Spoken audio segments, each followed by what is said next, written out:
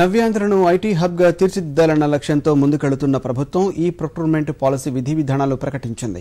అన్ని రంగాల్లోనూ ఐటీని విరివిగా వినియోగించి ప్రజలకు మెరుగైన సేవలు అందించడమే ధ్యేయమని మరోమారు స్పష్టం చేసింది. ఈ పాలన కోసం సేకరించే పరికరాల కొనుగోలులో పారదర్శకత పాటించాలని ప్రభుత్వం స్పష్టం చేసింది.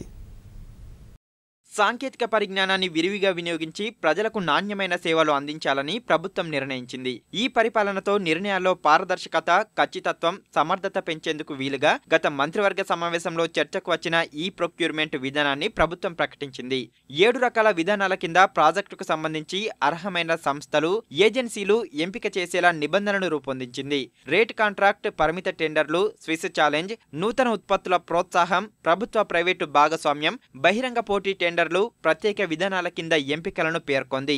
సాఫ్ట్వేర్, హార్డ్వేర్, ఐటీ, నెట్వర్కింగ్ ప్రాజెక్టుల విలువ 5 కోట్ల కంటే తక్కువగా ఉంటే పరిమిత టెండర్ల విధానం కింద, అంతకన్నా ఎక్కువ ఉంటే బహిరంగ పోటీ కింద అర్హమైన సంస్థలను ఎంపిక చేస్తారు.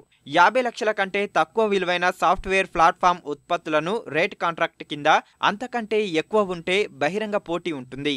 డేటా ఎంట్రీ, వెబ్సైట్ల నిర్వహణ, నిర్మాణం, సాఫ్ట్వేర్ అప్లికేషన్లు వంటివి ఇందులో వస్తాయి. మొబైల్ ఫోన్ నుంచి బ్యాటరీ వరకు అన్ని రకాల పరికరాల కొనుగోలుకు ఇదే పద్ధతి అనుసరించాలని ప్రభుత్వం నిర్దేశించింది. సాఫ్ట్వేర్ ఉత్పత్తుల కొనుగోలుకు కూడా ఇదే పద్ధతి అవలంబించాలని స్పష్టం చేసింది. యూపీఎస్, ఇన్వర్టర్ వంటి ఐటీయేతర ఉత్పత్తులను కొనుగోలు చేసేందుకు కూడా అన్ని శాఖలు ఏకరూప పద్ధతిని అనుసరించాలని ప్రభుత్వం ఆదేశించింది.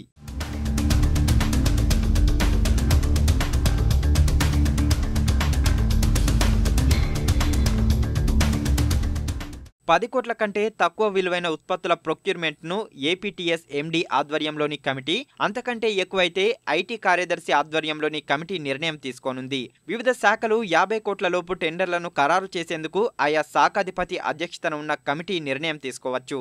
50 కోట్లకు మించిన కొనుగోళ్లు చేయాలంటే మాత్రం ఆయా శాఖల ముఖ్య కార్యదర్శి అధ్యక్షతన ఉన్న కమిటీ మాత్రమే నిర్ణయాలు తీసుకోవాల్సి ఉంటుంది.